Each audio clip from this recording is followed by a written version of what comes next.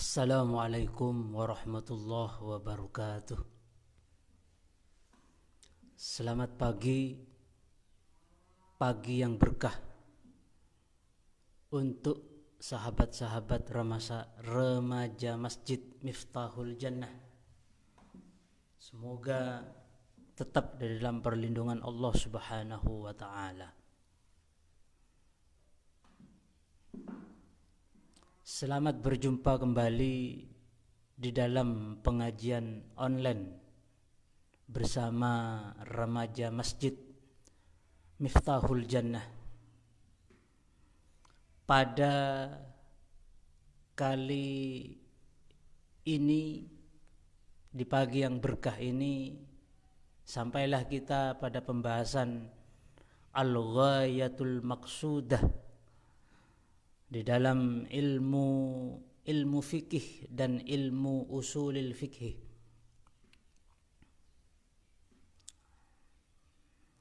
Bismillahirrahmanirrahim. Alhamdulillahi rabbil alamin. Al-hadi ila siratil mustaqim. Al-qail wa dzakir fa inna dzikra tanfa'ul mu'minin.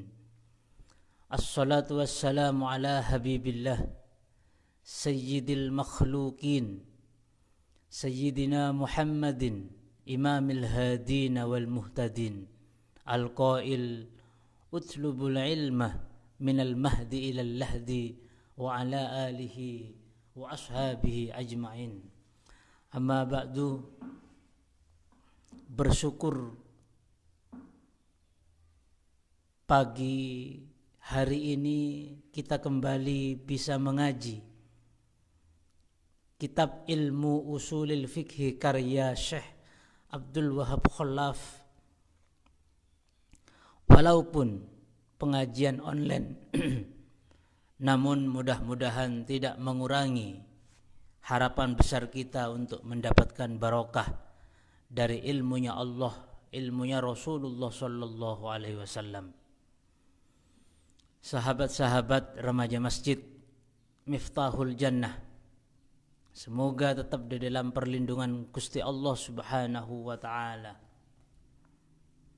Untuk melanjutkan pembahasan yang sudah kita lalui bersama, tibalah pagi hari ini kita akan membahas tentang al-ghayatul maqsudah, tujuan yang memang dimaksudkan di dalam ilmu fikih dan ilmu usulil fikih. Bismillahirrahmanirrahim. Al-ghayatul maqsudatu biha, tujuan yang dimaksudkan di dalam ilmu fikih dan ilmu usulil fikih. Diksi al-ghayatul maqsudah, tujuan yang dimaksudkan, berarti ada tujuan yang tidak dimaksud. Sekedar hanya ingin memberikan contoh terhadap tujuan yang dimaksud ini adalah seperti ada produk sarung. Tujuan yang dimaksudkan di dalam produksi sarung ini adalah untuk menutupi aurat mulai pusar sampai kaki. Namun di dalam produksi sarung ini ada tujuan yang tidak dimaksudkan. Tujuan yang ikut di dalam produksi sarung ialah untuk, misalnya sarung bisa digunakan untuk selimut, sarung digunakan untuk menutupi kepala dan lain-lainnya. Itulah yang dimaksud dengan tujuan yang dimaksudkan dan tujuan yang tidak dimaksudkan. Seperti juga contohnya adalah gejolak asmara yang terdapat di dalam jiwa seseorang, di dalam hati seseorang. Tujuan asasi, tujuan dasar, tujuan yang dimaksud dari gejolak asmara yang diberikan oleh Allah di dalam jiwa seseorang itu adalah perasaan itu dimaksudkan, gejolak itu dimaksudkan untuk mengantarkan seseorang ke prosesi pernikahan konvensional yang direstui oleh Allah Subhanahu wa taala. Namun ada beberapa tujuan yang tidak dimaksudkan dari perasaan tersebut, seperti misalnya perasaan itu hanya dibuat main-main main-main saja, atau dibuat hanya sekedar berpacaran belaka, atau perasaan itu hanya dibuat untuk iseng atau sekedar mengikuti tren di masa kini. Itulah tujuan yang dimaksudkan ataupun tujuan yang tidak dimaksudkan. Al-ghayatul maqsudah min ilmil fiqhi, adapun tujuan yang dari ilmu fikih, hiya tatbiqul ahkamis syar'iyyah, adalah mengaplikasikan, menerapkan, mempraktekkan hukum-hukum syariat yang telah berhasil disusun oleh al-faqih, orang yang ahli fikih itu, dipraktekkan kemana? Ala af'alin nasi, terhadap perbuatan-perbuatan manusia, wa aqwalihim, dan juga bisa diaplikasikan terhadap perkataan-perkataan manusia. Artinya hukum-hukum fikih, hukum-hukum agama Islam, mulai dari wajib, sunnah, dari haram, makruh sampai mubah, ada wujub, ada nadab, ada hurmah, ada karohah, ada ibahah. Hukum-hukum yang telah berhasil disusun oleh ulama-ulama ahli fikih itu dimaksudkan agar hukum itu dipraktekkan, diterapkan kepada perbuatan, untuk menghukumi perbuatan-perbuatan manusia, baik perbuatan anggota badan ataupun perbuatan lisan. Menyambung dengan keterangan saya di edisi kedua, hukum-hukum agama itu tidak bisa dipraktekkan kepada apa yang dilakukan oleh hati seseorang. Perbuatan hati yang saya contohkan kemarin adalah perbuatan hati berupa perasaan cinta kepada orang lain. Maka perasaan cinta selama masih berada di dalam dada, masih berada di dalam hati seseorang, maka tidak bisa dijangkau oleh hukum-hukum agama. Termasuk juga keimanan seseorang itu adalah perbuatan hati. Maka ketika orang itu tidak beriman kepada Allah ataupun kepada Rasulullah, maka keimanan itu tidak bisa dihukumi apakah iman itu haram, wajib, makruh, mubah ataupun sunnah. Tetapi ketika keimanan seseorang itu berwujud perbuatan manusia, ketika orang tidak beriman kepada Allah, lalu diwujudkan dengan tidak melakukan sholat yang 5 waktu, maka melakukan sholat yang 5 waktu itu ada hukumnya, ada hukum agamanya.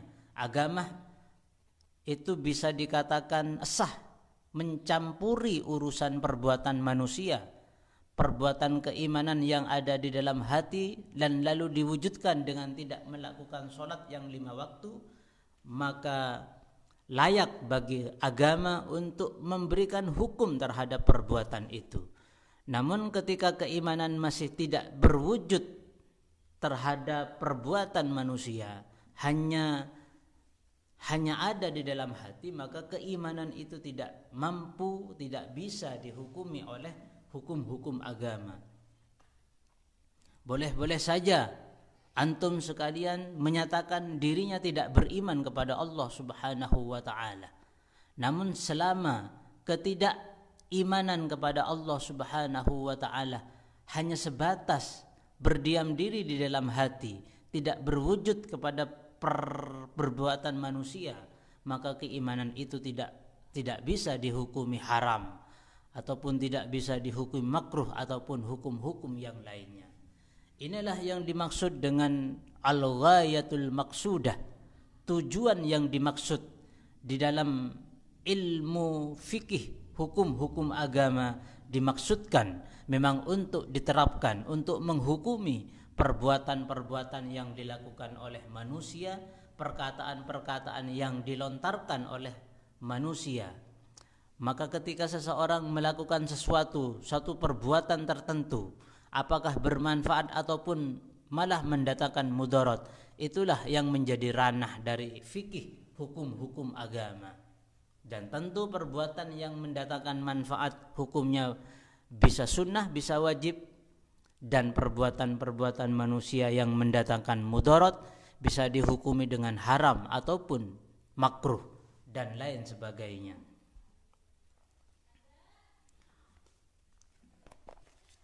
Oleh karena tujuan ilmu fikih itu agar bisa hukum-hukum agama yang telah dirancang dan disusun oleh ahli fikih itu mampu diterapkan perbuatan umat, maka kesimpulannya fal fikhu, maka adapun fikih dengan segala dimensinya, dengan segala dimensi hukumnya, maka adapun fikih yang berisi tentang hukum-hukum wajib, sunnah, haram, makruh, dan mubah, atau bahasa yang lebih tepatnya lagi yang berisi tentang hukum wujub, tentang hukum nadab, hukum hurmah, hukum karahah, dan hukum ibahah, huwa marji'ul qadi fi qada'ihi.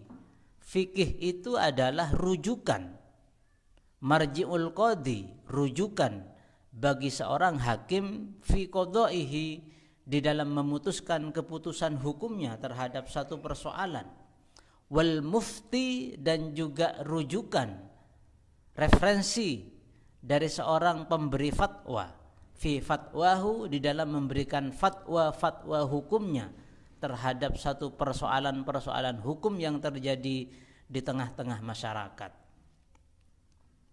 Fikih selain menjadi referensi bagi seorang hakim, selain menjadi rujukan bagi seorang mufti, pemberi fatwa, wa marji'u kulli mukallafin, dan juga menjadi rujukan terhadap setiap orang mukallaf, setiap orang yang sudah baligh dan orang yang memiliki akal. Rujukan untuk apa? Lima'rifatil hukmi syar'i, untuk mengetahui hukum-hukum agama.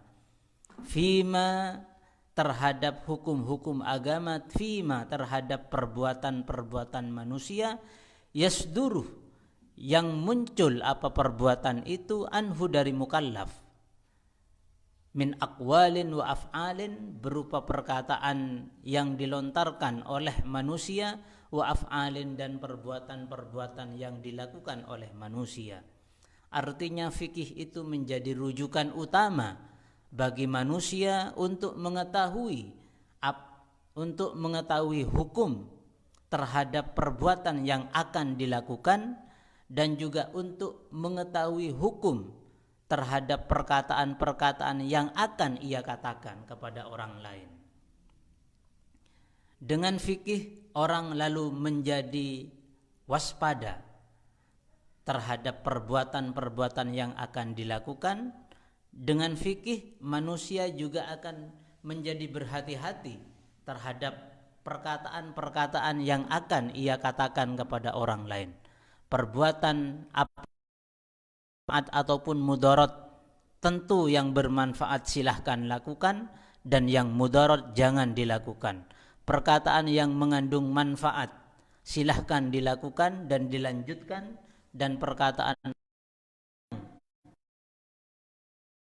stop jangan dilakukan, dan hentikan jangan dilontarkan kepada orang lain.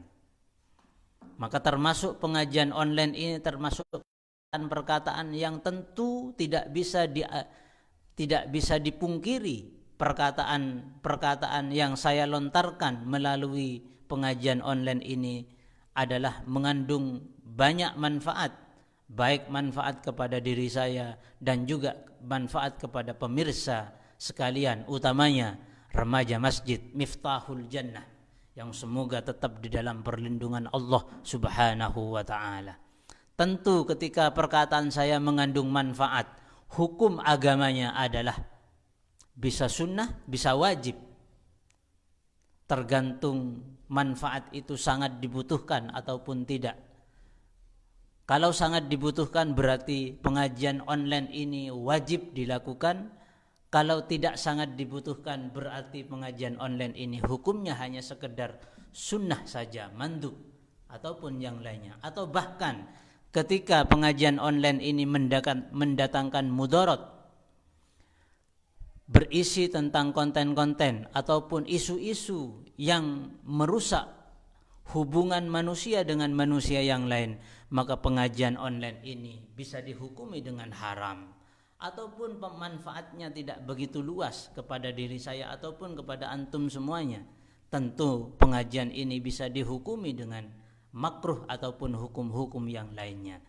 Intinya fikih hukum ini diselaraskan dengan kemanfaatan dan kemudaratan yang akan diciptakan dari pengajian ini.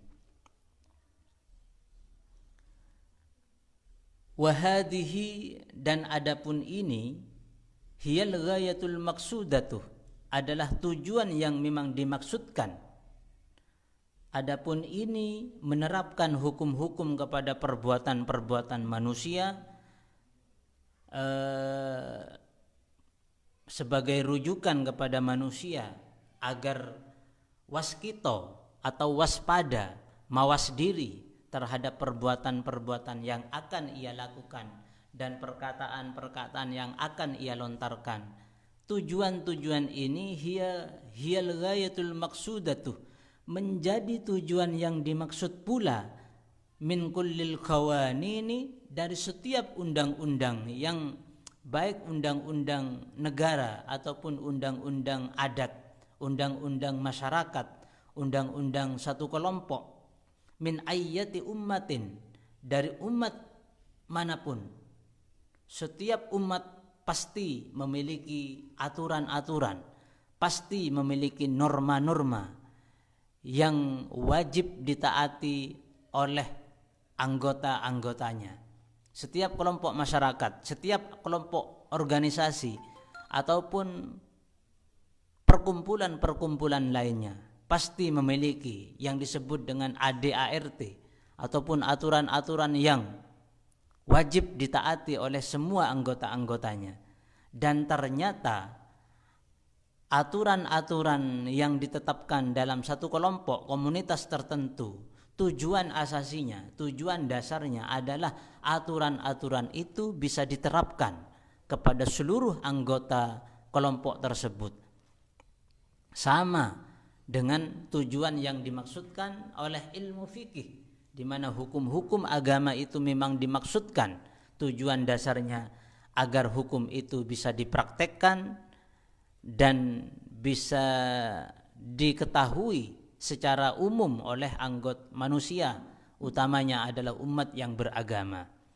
Artinya dari sini bisa disimpulkan bahwa hukum-hukum agama bukanlah hanya sekedar pajangan saja yang hanya sebatas diketahui di dalam ilmu-ilmu pendidikan lainnya, tetapi bagaimana pengetahuan hukum-hukum agama itu nantinya bisa kita praktekkan dalam kehidupan kita sehari-hari. Kita tahu bahwa hukumnya ini adalah haram, maka ketika kita tahu bahwa hukum suatu perbuatan ini haram, maka tujuannya kita mengetahui hukum haram itu jangan kita lakukan dan jangan kita praktekkan dalam kehidupan kita sehari-hari. Kalau kita mengetahui bahwa perbuatan ini adalah diwajibkan oleh hukum agama, diwajibkan oleh agama, maka tentu kita harus dipraktekkan dalam kehidupan kita sehari-hari. Itulah al-ghayatul maksudah, tujuan yang dimaksud di dalam hukum-hukum agama Islam.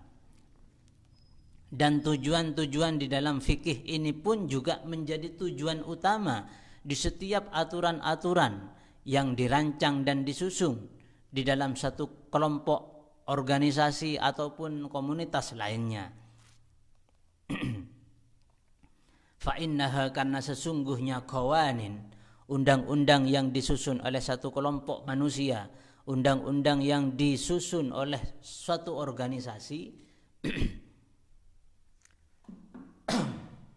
la yuqsadu minha, tidak dimaksudkan minha dari undang-undang tersebut, illa tatbiqu mawadiha, kecuali untuk menerapkan materi-materi undang-undang ataupun pasal-pasal yang ada di dalam undang-undang tersebut, wa ahkamiha, dan juga dimaksudkan untuk menerapkan hukum-hukum yang ada di dalam undang-undang tersebut. Ala af'alin nas, dipraktekkan kemana? Ala af'alin nas, kepada perbuatan-perbuatan manusia, wa aqwalihim, dan juga dipraktekkan kepada perkataan-perkataan manusia. Wa ta'rifu kulli mukallafin, dan juga tidak dimaksudkan setiap adanya undang-undang yang disusun oleh manusia, satu kelompok, organisasi tertentu dan lain-lain. Tidak dimaksudkan kecuali ta'rifu kulli mukallafin, untuk memberikan informasi, memberitahu kepada setiap orang-orang mukallaf, bima, terhadap sesuatu, yajibu, yang wajib, apa amma alaihi, terhadap mukallaf, wa ma yahrumu, dan sesuatu yahrumu, yang haram, apa amma alaihi, dilakukan oleh orang mukallaf. Artinya tujuannya setiap undang-undang, termasuk juga hukum agama, dimaksudkan untuk memberikan informasi, pengetahuan kepada manusia terhadap apa-apa yang wajib dilakukan oleh manusia tersebut, dan juga apa-apa yang tidak boleh dilakukan oleh manusia. Itulah al-ghayah al-maqsudah di dalam ilmul fikhi, hukum-hukum agama. Artinya, sekali lagi saya tegaskan, hukum agama bukan hanya sekedar sebatas untuk diketahui, tetapi pengetahuan terhadap hukum-hukum agama itu tujuan dasarnya adalah untuk dipraktekkan di dalam kehidupan sehari-hari. Kita tahu bahwa hukumnya riba itu adalah haram, maka ketika kita mengetahui hukum riba itu haram, maka tujuannya ulama-ulama fikih menetapkan hukum riba itu haram adalah agar dipraktekkan di dalam kehidupan kita sehari-hari. Artinya agar jangan sampai kita terjebak di dalam praktek riba, transaksi hidup kita sehari-hari. Itulah tujuannya, bukan hanya sekedar untuk diketahui belaka, tetapi bagaimana hukum agama yang kita ketahui itu dipraktekkan di dalam kehidupan kita sehari-hari. Lanjut kita, bagaimana lalu tujuan asasi, tujuan dasar, tujuan yang dimaksud di dalam ilmu usulil fikih yang menjadi konsentrasi pengajian online kita hari ini. Wa amma ghayatul maqsudatu, adapun tujuan yang dimaksudkan min ilmi usulil fikhi, dari ilmu usulil fikhi, atau tujuan kita belajar usulil fikhi, fahiya tadbiqu qawaidiha, fahiya tadbiqu qawaidihi, adalah mempraktekkan kaidah-kaidah usul fikih, kaidah-kaidah usul fikih, wa nadhariyatihi, dan juga mempraktekkan teori-teori di dalam ilmu usulil fikih. Dipraktekkan kemana? Kalau fikih itu hukum dipraktekkan kepada perbuatan manusia, sekarang teori-teori usul fikih, kaidah-kaidah usul fikih itu dirancang untuk dipraktekkan, diterapkan alal adillati tafsiliyati, kepada dalil-dalil tafsili, atau bahasa yang kemarin adalah dalil-dalil juz'i. Apa itu dalil-dalil juz'i? Berupa ayat-ayat Al-Quran, kalimat-kalimat di dalam Al-Hadis, berupa ayat-ayat Al-Quran dan teks-teks di dalam hadis Nabi Muhammad SAW. Agar kaidah-kaidah atau dalil kulli, seperti kaidah yang berbunyi al-amru lil wujub, atau kaidah yang berbunyi an-nahyu lit tahrim, itu agar supaya kaidah al-amru lil wujub itu bisa dipraktekkan kepada dalil Al-Quran, ayat-ayat Al-Quran yang berbunyi aqimus sholah, dirikanlah, tegakkanlah sholat, wa atuz zakat, dan tunaikanlah zakat. Ternyata aqimus sholah wa atuz zakah, Allah memerintahkan kepada manusia, kepada kita semuanya, untuk menegakkan sholat, menunaikan zakat. Ternyata Allah memerintahkan kepada kita semuanya untuk menegakkan sholat. Diperintah kita untuk menunaikan zakat. Bagaimana lalu ada perintah oleh Allah kepada kita? Apakah lalu perintah itu wajib dilakukan oleh manusia? Ternyata kesimpulannya adalah wajib dilakukan oleh manusia. Dari mana kesimpulan itu terjadi? Dari kaidah usul fikih yang berbunyi al-amru lil wujub. Ternyata ada satu rumusan, satu kaidah di dalam usul fikih yang berbunyi al-amru lil wujub, bahwa perintah itu menunjukkan terhadap adanya kewajiban, keharusan untuk melakukan apa yang telah diperintahkan oleh Allah Subhanahu wa taala. Oleh karena itu interaksi antara kaidah dan ayat-ayat Al-Qur'an ini lalu muncullah hukum wujubus sholah wa wujubus zakat, wajibnya menegakkan sholat dan wajibnya menunaikan zakat. Inilah tujuan disusunnya kaidah-kaidah usul fikih oleh ahli usul atau yang disebut dengan istilah usuli. Bagaimana kaidah-kaidah usul yang telah disusun oleh usuli itu dipraktekkan oleh kita yang telah belajar usul fikih ini, dipraktekkan kepada ayat-ayat Al-Quran dan juga kepada sabda-sabda Nabi Muhammad sallallahu alaihi wasallam. Seperti misalnya di dalam hadis Nabi Muhammad sallallahu alaihi wasallam ada kalimat yang berbunyi sil rahimak, sil sambunglah olehmu rahimaka kepada tali persaudaraanmu, atau yang disebut dengan silaturrahim. Ada kata perintah dari Nabi Muhammad sallallahu alaihi wasallam, sil, hendaklah kamu menyambung tali silaturrahim. Berarti di sini ada perintah dari Kanjeng Nabi Muhammad sallallahu alaihi wasallam. Di dalam kaidah-kaidah usul fikih bahwa setiap perintah itu wajib atau harus dilakukan, berarti kesimpulannya silaturrahim hukumnya adalah wajib. Dari mana hukum wajib ini ditemukan? Dari interaksi praktek dari kaidah al-amru lil wujub kepada kalimat sil rahimaka. Inilah tujuan asasi atau dasar di dalam kita mempelajari ilmu usulil fikih. Bagaimana kaidah-kaidah yang telah disusun oleh usuli dipraktekkan langsung kepada ayat-ayat Al-Quran ataupun sabda-sabda dari Nabi Muhammad sallallahu alaihi wasallam.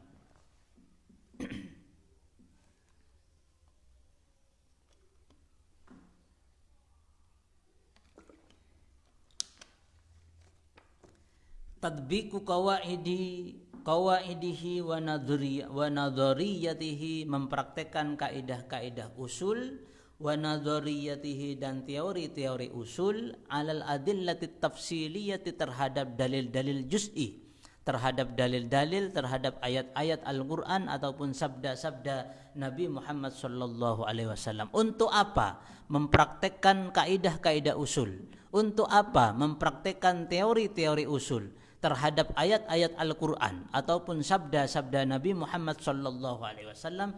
Tujuannya mempraktekkan kaidah-kaidah usul ataupun mempraktekkan teori-teori usul itu terhadap ayat-ayat Al-Quran ataupun hadis-hadis Rasul, littawassuli, untuk memperoleh satu pemahaman, untuk memperoleh satu pemahaman ilal ahkamis syar'iyyati, terhadap hukum-hukum syariat atau terhadap hukum-hukum agama. Tujuannya untuk mengetahui adanya hukum-hukum agama.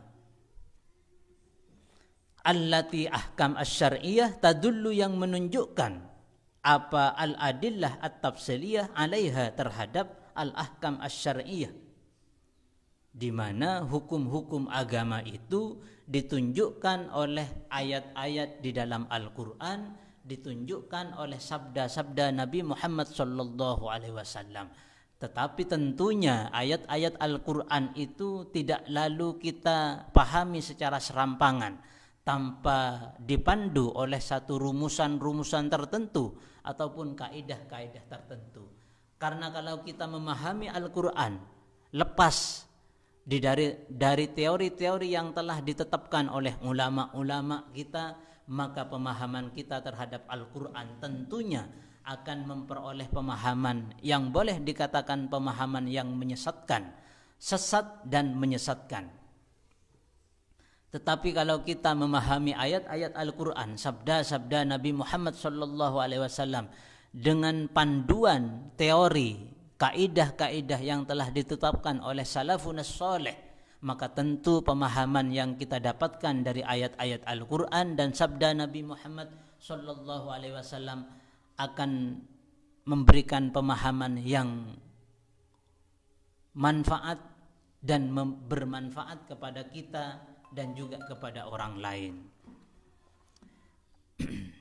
Fawabi qawaidihi, maka dengan kaidah-kaidah usul yang telah disusun oleh usuli, wabuhuthihi, dan juga dengan teori-teori pembahasan usul fikih, tufhamu, bisa dipahami an-nususus syar'iyyati, apa teks-teks keagamaan, dengan kaidah-kaidah usul dan dengan teori-teori usul, ayat-ayat Al-Quran ataupun sabda dari Nabi Muhammad SAW itu bisa ditufham, bisa kita pahami, bisa dipahami an-nususus syar'iyyatu, apa teks-teks syariat, wa yu'rafu, dan bisa diketahui ma, apa sesuatu, tadullu yang menunjukkan apa nusus as-syar'iyyah, menunjukkan alaihi atas ma, nyatanya ma minal ahkam, berupa hukum-hukum, dengan kaidah-kaidah usul dan juga dengan teori-teori usul. Dengan kaidah itu tentu hukum-hukum yang masih bersembunyi di balik teks-teks Al-Quran, ataupun hukum-hukum yang masih bersembunyi di balik hadis-hadis Rasulullah SAW, hukum yang masih bersembunyi itu dengan kaidah usul bisa kita ketahui dengan sempurna tentunya. Wa yu'rafu, dan juga bisa diketahui dengan kaidah-kaidah usul itu, dan juga dengan teori-teori usul itu bisa diketahui ma, sesuatu, yuzalu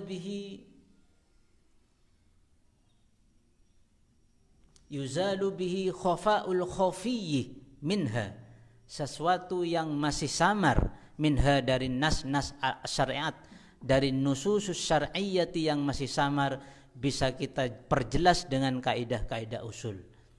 Maka ada konsep, ada teori nanti, ada mutlak, ada muqayyad, ada am, ada takhsis, ada mujmal, ada teori-teori yang lain di dalam usul fikih. Tentu teori-teori itu hendak memperjelas apa yang masih belum jelas di dalam ayat-ayat Al-Quran. Semua itu tentu bisa kita peroleh dengan teori-teori yang telah dirancang oleh usuli ataupun kaidah-kaidah yang telah disusun oleh usuli. Wama, dan sesuatu yurajjahu, yang bisa diunggulkan, apa amma minha, dari nususus syar'iyyah, inda ta'arudi ba'diha, ketika terjadi pertentangan sebagian teks-teks Al-Quran dengan sebagian yang lain, biba'din, dengan sebagian yang lain. Bagaimana usul ini bisa menyelesaikan kontradiksi yang terjadi di dalam Al-Quran? Kaidah-kaidah usul bisa menyelesaikan problematika pertentangan, kontradiksi pemahaman yang ditawarkan oleh teks-teks Al-Quran di dalam Al-Quranul Karim. Karena banyak sekali teks-teks Al-Quran yang masih kontradiktif pemahamannya.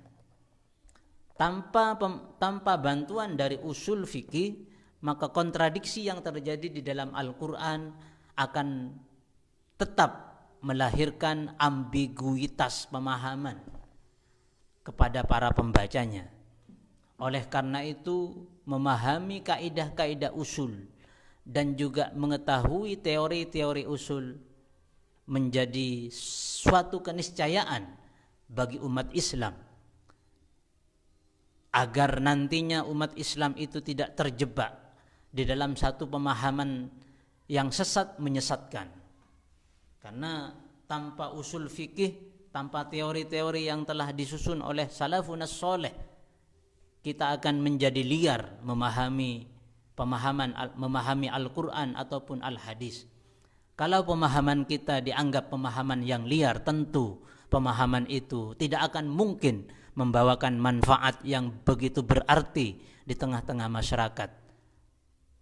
Bahkan pemahaman yang liar itu akan menimbulkan gejolak di tengah-tengah masyarakat.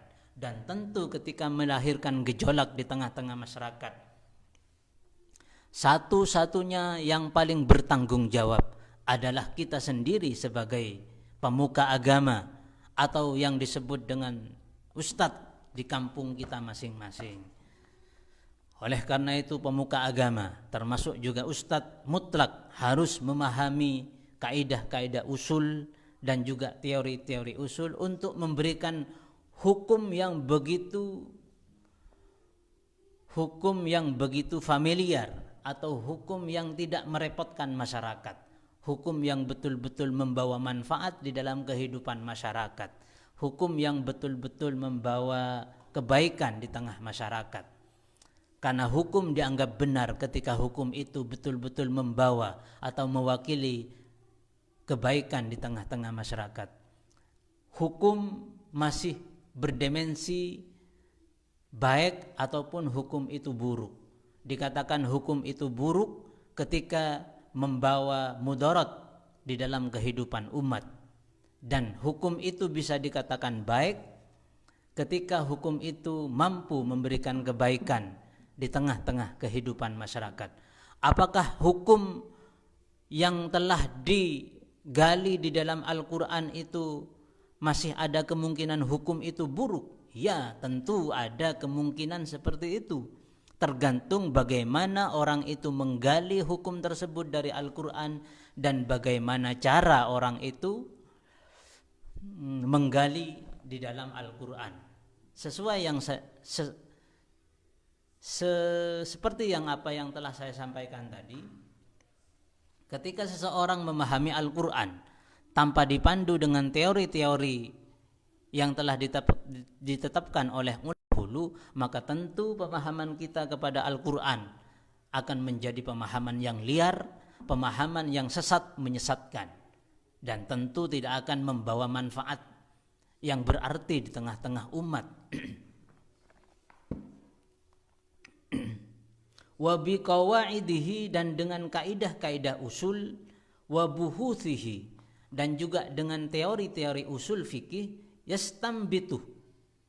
yustambatuh, bisa digali, al-hukmu, apa hukum, bisa digali dengan apa? Bil qiyasi, dengan teori kias atau analogi, awil istihsani, atau bisa digali dengan teori istihsan, awil istishabi, atau bisa digali dengan teori istishab, au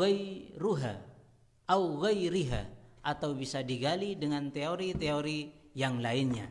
Apa itu kias, apa itu istihsan, apa itu istishab, atau apa saja teori-teori di dalam usul fikih, maka tentu tidak bisa dibahas pada pertemuan kali ini.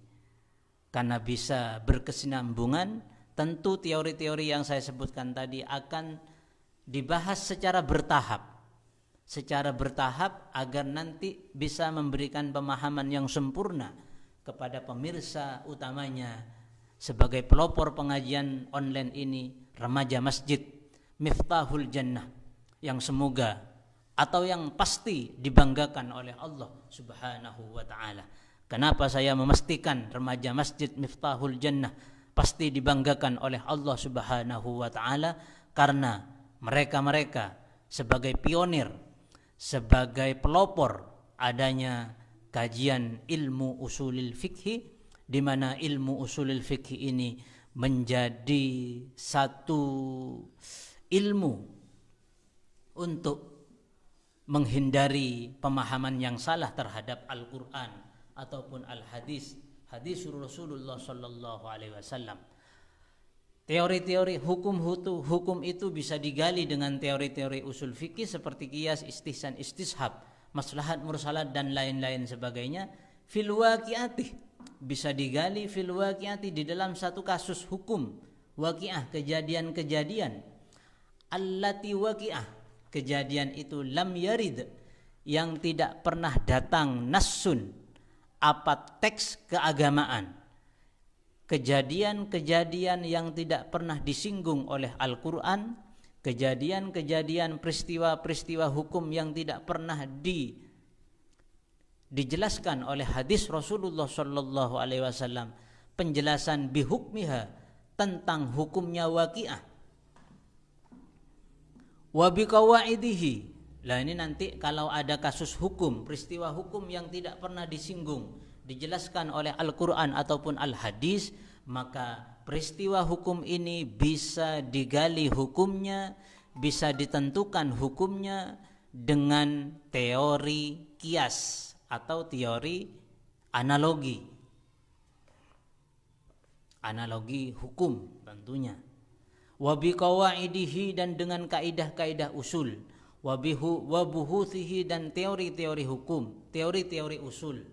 Yufhamu, bisa dipahami, ma, apa sesuatu, istambatoh, yang menggali, hu, kepada ma, al-a'immatul mujtahiduna, siapa, menggali siapa, para imam mujtahid, imam-imam yang dinyatakan layak untuk melakukan ijtihad terhadap hukum-hukum Islam.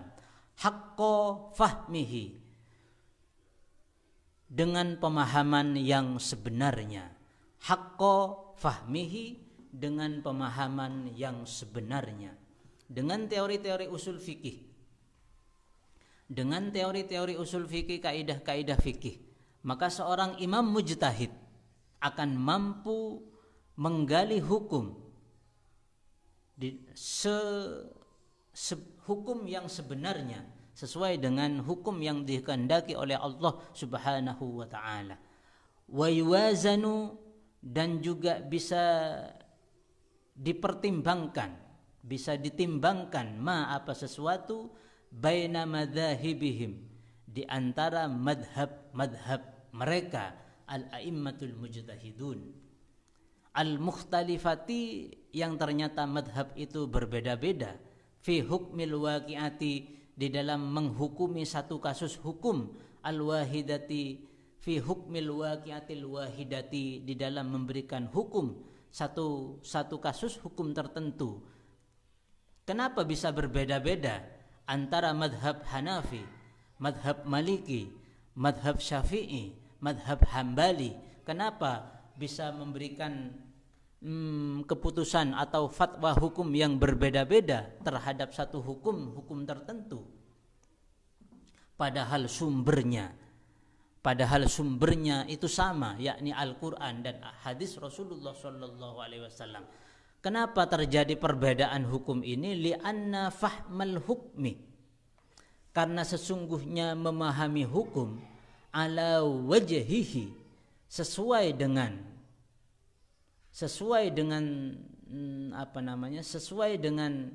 teori hukumnya.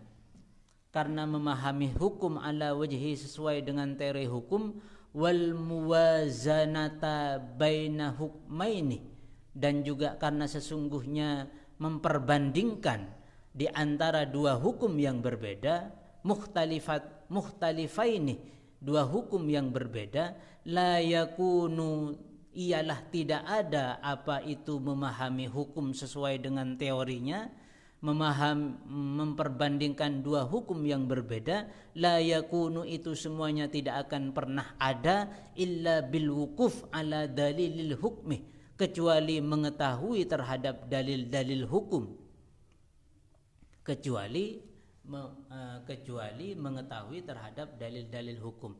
Memahami hukum secara benar, memperbandingkan hukum yang difatwakan oleh satu madhab tertentu dengan madhab yang lainnya, itu tidak akan mungkin dicapai oleh seseorang kecuali orang itu mengetahui terhadap dalil-dalil hukum yang dipakai oleh madhab-madhab tertentu. Mengapa misalnya Imam madhab Hanafi menghukumi bahwa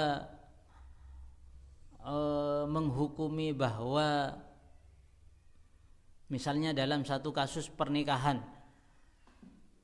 menghukumi satu kasus hukum tertentu itu hukumnya berbeda-beda dengan madhab-madhab yang lain, tentu metode yang dipakai oleh madhab-madhab itu berbeda dengan madhab yang lainnya. Oleh karena metode penggalian hukumnya berbeda, maka tentu hukum yang dihasilkannya pun juga berbeda. Bagaimana lalu kita memperbandingkan antara hukum yang difatwakan oleh madhab Hanafi, hukum yang difatwakan oleh madhab Maliki, madhab Syafi'i dan madhab Hambali, itu bisa diperbandingkan untuk bisa menarik benang merah di antara hukum-hukum yang difatwakan mereka. Tentu kita membutuhkan pengetahuan terhadap dalil-dalil hukum yang dipakai oleh madhab-madhab itu tentunya. Kecuali bil wukuf ala dalilil hukmi wa wajhihi, tidak mungkin kita memahami hukum sesuai dengan metodenya, dan juga tidak mungkin kita melakukan perbandingan hukum terhadap hukum-hukum madhab kalau kita tidak mengetahui dalil-dalil hukumnya. Wa wajhustimdadil hukmi, dan juga kalau kita tidak mengetahui metode penggalian hukumnya, min dalilihi, dari dalil-dalil hukum yang dilakukan oleh madhab itu. Tidak mungkin kita melakukan perbandingan hukum antara madhab Hanafi dengan madhab Maliki misalnya kalau kita tidak mengetahui dalil-dalil hukum yang dipakai oleh mereka. Yang kedua, tidak mungkin kita melakukan perbandingan hukum antara madhab Hanafi, madhab Maliki dan madhab yang lain kalau kita tidak mengetahui metode penggalian hukum yang dipakai oleh mereka. Wala yakunu hadza, dan juga tidak akan mungkin ini semuanya bisa kita lakukan, melakukan perbandingan hukum di antara madhab Hanafi dan madhab Maliki tidak mungkin kita lakukan illa bi ilmi usulil fikhi, kecuali dengan mengetahui ilmu usulil fikhi. Artinya kita akan mampu melakukan perbandingan hukum kalau kita mengetahui teori-teori kaidah-kaidah usul fikih. Orang kalau tidak mengetahui usul fikih tidak akan mungkin melakukan perbandingan hukum antara 4 madhab yang sudah difatwakan mereka. Tidak mungkin melakukan perbandingan hukum antara 4 madhab kalau kita tidak mengetahui usul fikih. Maka penting bagi kita semuanya untuk belajar, atau bisa dikatakan fardu ain hukumnya, wajib secara personal hukumnya bagi kita semuanya mempelajari ilmu usulil fikih. Kenapa saya katakan wajib? Karena kita sebagai orang yang dituakan di masyarakat, orang yang ditokohkan di masyarakat, tentu akan menjadi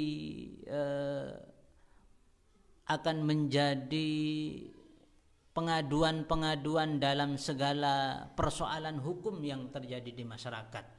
Untuk menyelesaikan persoalan-persoalan hukum yang terjadi di masyarakat itu, tentu kita akan memberikan fatwa hukum yang terbaik untuk mereka. Untuk memberikan fatwa yang terbaik untuk mereka, tentu kita akan harus mengetahui hukum-hukum di dalam madhab-madhab tertentu. Karena satu madhab bisa dikatakan hukumnya tidak baik diterapkan di satu kondisi masyarakat, boleh jadi madhab yang lain hukumnya yang layak untuk kita terapkan dan difatwakan untuk satu khusus hukum yang terjadi di masyarakat. Untuk ini semuanya, untuk melakukan ini semuanya, tentu kita memerlukan satu disiplin keilmuan yang disebut dengan ilmu usulil fikih. Fahuwa, maka kalau dikatakan ilmu usulil fikih itu mampu membuat satu perbandingan madhab, hukum madhab misalnya, mampu menyelesaikan kejelimetan pemahaman yang terjadi di antara umat, maka kesimpulannya fahuwa, maka adapun usulil fikhi, imadul fikhi adalah merupakan tiang penyangga di dalam ilmu fikih, al-muqaran, fikih yang mau kita perbandingkan. Tentu usul fikih ini menjadi pilar, menjadi satu disiplin ilmu yang menentukan untuk memperbandingkan antara fikih Hanafi, antara fikih Maliki, antara fikih Syafi'i, dan juga antara fikih Hambali. Untuk mengkomparasikan, memperbandingkan antara 4 fikih ini, tentu kita memerlukan satu disiplin ilmu usulil fikih. Karena dengan ilmu usulil fikih kita mampu memperbandingkan, kita mampu mengetahui dalil-dalil hukum yang dipakai oleh madhab Maliki, madhab Syafi'i, madhab Hambali, dan madhab Hanafi misalnya. Ketika kita mengetahui dalil-dalil hukum yang dipakai oleh madhab-madhab itu, tentu kita juga akan dituntut untuk mengetahui metode apa yang dipakai oleh mereka, sehingga menghasilkan sebuah hukum yang berbeda di antara madhab-madhab itu. Saya kira al-ghayatul maqsudah cukup, saya kira dirasa cukup al-ghayatul maqsudah baina ilmul fikhi wa baina ilmu usulil fikhi sebagai kajian pada pagi hari ini.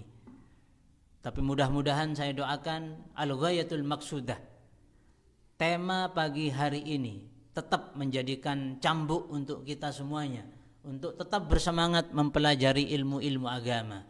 Ilmu-ilmu agama tentu yang bukan ilmu-ilmu agama yang instan sifatnya, tetapi ilmu yang melalui proses ijtihad, pengorbanan tertentu yang dilakukan oleh kita semuanya.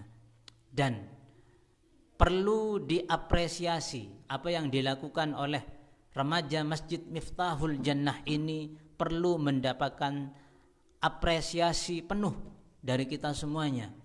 Karena paling tidak dari mereka ilmu usul fikih dikenal oleh masyarakat banyak. Dari sebab mereka remaja Masjid Miftahul Jannah, ilmu usulil fikih menjadi tidak asing bagi masyarakat atau umat Islam. Karena selama ini ilmu usulil fikih jarang menjadi kajian, jarang menjadi pembahasan, jarang menjadi tema sentral di dalam satu pertemuan-pertemuan keagamaan. Maka dengan adanya pengajian online usul fikih yang dipelopori, diprakarsai oleh remaja Masjid Miftahul Jannah ini, kita patut mengacungi jempol kepada mereka. Bukan hanya 1 jempol, tapi bahkan 2 jempol untuk mereka. Mudah-mudahan tema al-ghayatu al-maqsudah menjadi ilmu yang bermanfaat dan memberikan barokah yang banyak untuk kehidupan kita hari ini dan juga hari-hari berikutnya. Bil ilmi narqa wa bil jahli nashqa. Assalamualaikum warahmatullahi wabarakatuh. Minggu depan jangan lupa kita akan membahas satu tema yang tidak kalah pentingnya, yaitu nash'atu kullin minhuma, tentang pertumbuhan, kemunculan ilmu fikih dan ilmu usulul fikih, serta perkembangan ilmu fikih dan perkembangan ilmu usulul fikih. Tentu pembahasan ini hanya akan didapatkan di dalam pengajian online remaja Masjid Miftahul Jannah. Sekali lagi saya ucapkan assalamualaikum warahmatullahi wabarakatuh. Semoga menjadi ilmu yang bermanfaat dan barokah untuk kita semuanya. Assalamualaikum warahmatullahi wabarakatuh.